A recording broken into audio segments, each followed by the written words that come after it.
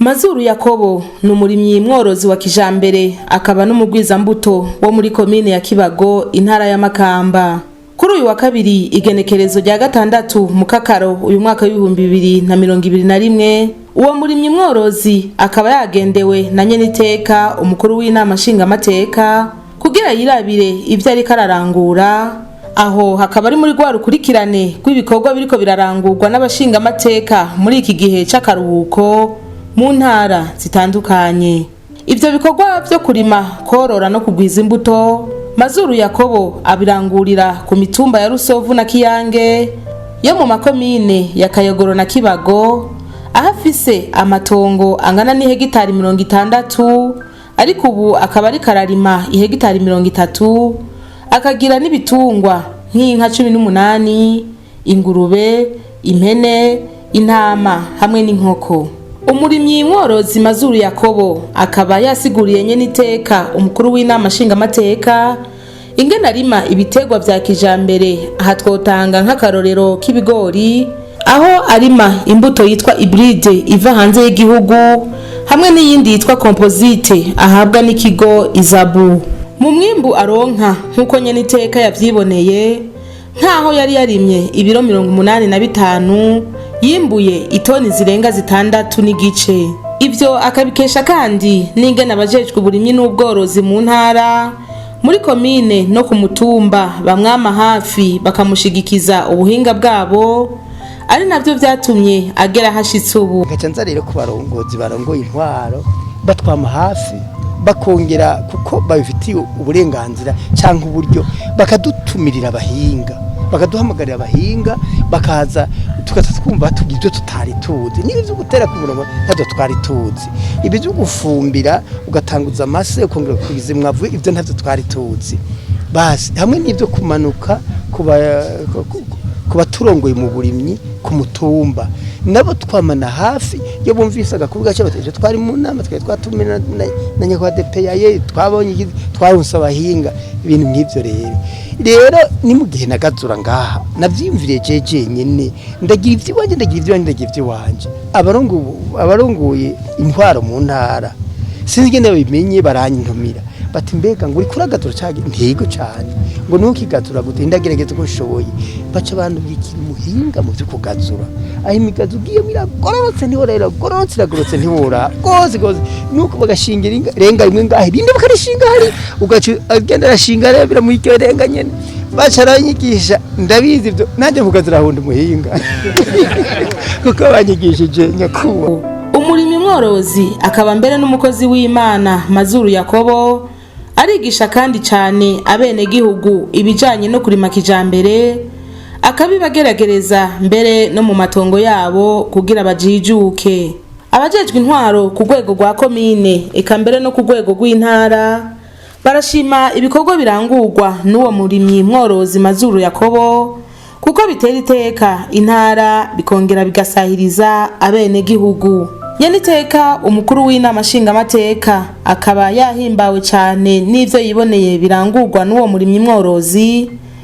Ati biraboneka neza ko amaze kumva no gutahura politike y'igihugu yo guteza imbere uburimyi n'ubworozi kandi bikabera ku mitumba. Tuboneraho no gushimira uyu mugwizambuto mwamwise nako Imana yamwise canke mwamwise Mazuru Yakobo. Ego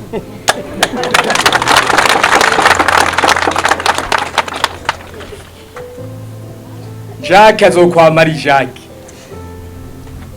kuko ariko arakora ibikomeye. Imana iri kuyamwereka ibyo yoshobora kubatunganiriza, kandi mukibuka ko Imana imaze kurema umuntu yaramubwiye ati wewe genda ndaguhaye isi ugenda uzoyivyaze mu mwimbu uzogutunga utunga abana bawe n'abazobakomoka ko bose.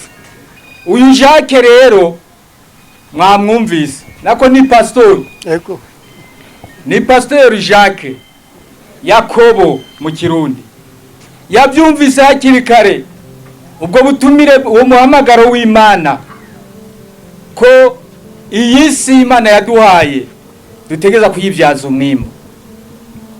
Nawe rero hano ariko arabereka akarorero, ariko arereka akarorero n'igihugu cyose cy'u Burundi.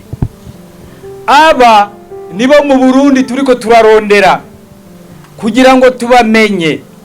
Uno munsi rero kuba nashitse hano, Pastori Yakobo Mazuru ndamumenye, kandi nanje aho nzoshika nzovuga ko nabonye mu Kiyange, ku mutumba wa Kiyange, uwo mupastori yitwa Yakobo yumvise programme y'igihugu yo guteza imbere uburimyi n'ubworozi, kandi nzobivuga uko nabibonye ndabimwemereye.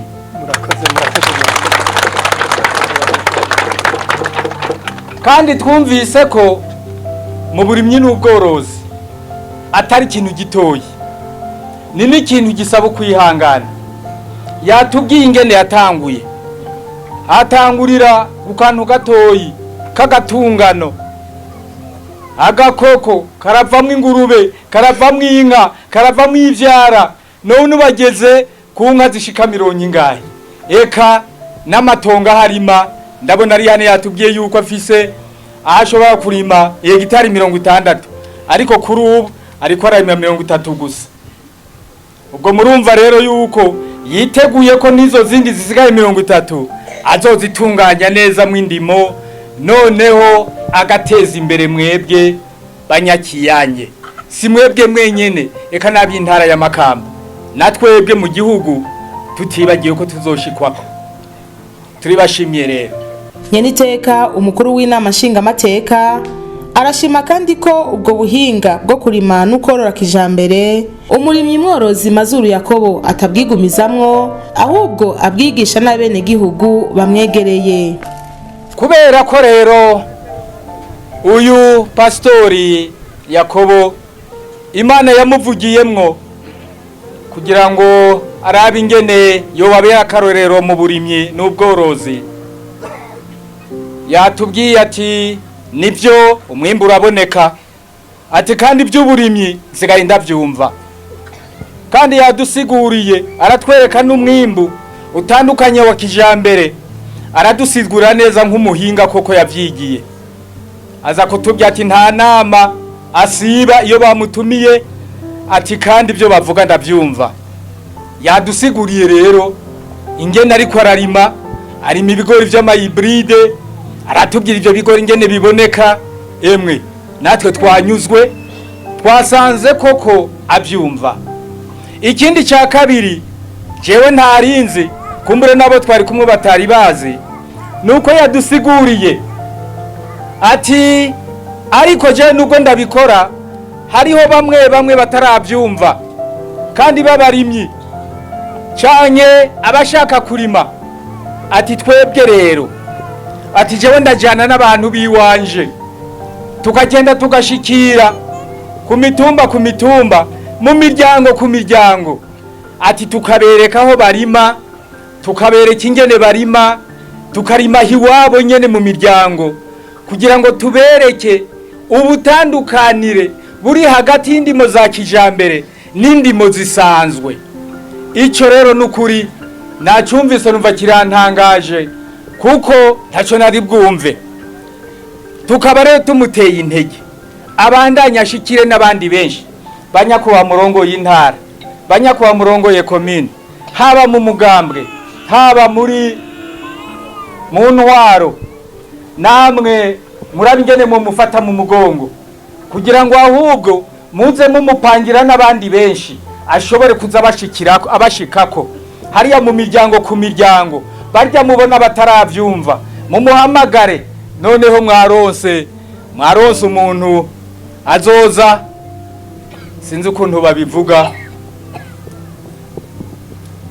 azoza beneza mu Giswahili, azoza bumvisha bakumva, akabigisha bakumva koko, kuko bazoba bariko barakorera mu matongo yabo. Bari mu yandi matongo navyumvise mu yabivuze, ati bacava ngo ho ni bya pastor, ngo ibyo nibisanzwe ibintu bigiye ibindi biri. Aha rero nibiza bikoregwa muri iyo miryango itaravyumva, twumvise neza yuko iyo miryango ikivyumva, ubwo n'ubundi buryo Imana iri kwirafashamwo uyu Pastor Yakobo kugira ngo yigishe abandi, yigishirize intara, yigishirize igihugu. Ibire ni byo gushima cyane. Nyeniteka umukuru w'inama nshingamateka akaba yamwemereye kuzosaba umushikiranganje ajejwe ivy'uburimwi n'ubworozi ko yo kwishikira nawe mu kibago kugira ngo yirabire ibikorwa arangura. Mu kumushimira ku iteka yamuteye mu kumugendera, umurimyi mworozi Mazuru Yakobo akaba yaciye agabira inka ifise amezi Nyeniteka umukuru w'inama nshingamateka.